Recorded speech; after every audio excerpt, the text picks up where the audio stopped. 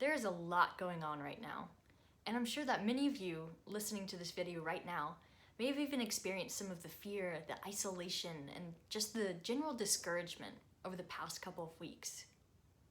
Well, I want to share something with you that I think might encourage you.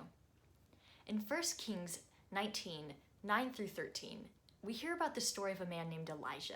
Now, this guy had been faithful. He had done everything right. He had done everything that God had ever asked him to do. And you would think that this would lead to some sort of reward, right? Well, that's not exactly how it happened. You see, it seemed that no matter what Elijah did, it just continued to get him into more trouble, and it left him feeling completely alone. Elijah's own people had even turned their back on him. That would be the equivalent of maybe you going to help one of your friends out and then them turning around and beating you up. Not cool. But despite feeling so alone, God takes Elijah even further into isolation. God leads Elijah up a mountain to the mouth of a cave where he's completely and utterly alone.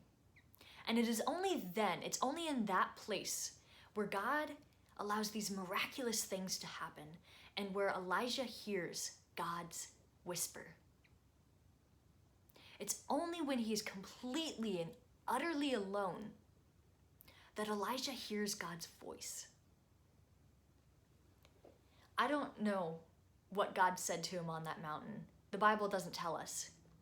But whatever he said was enough to encourage Elijah and to remind him that he wasn't alone. I feel like many of us are in the same place that Elijah was in.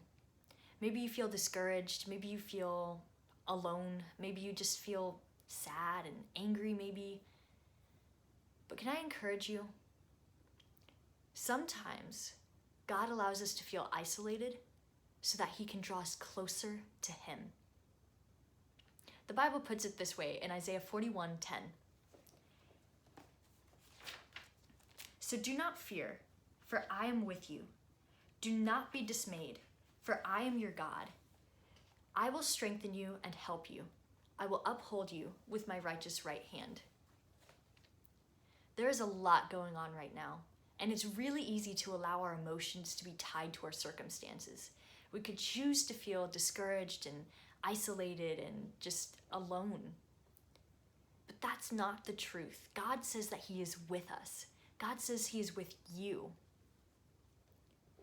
So I want to challenge you. This week, I want you to spend time reflecting on the verse Isaiah 41:10. And I want you to spend time just leaning into God. 15 minutes, that's it. But take that 15 minutes and specifically carve it out of your schedule to spend with God. My friend, you are loved, you are valued, and you have purpose. You just have to keep pursuing hope.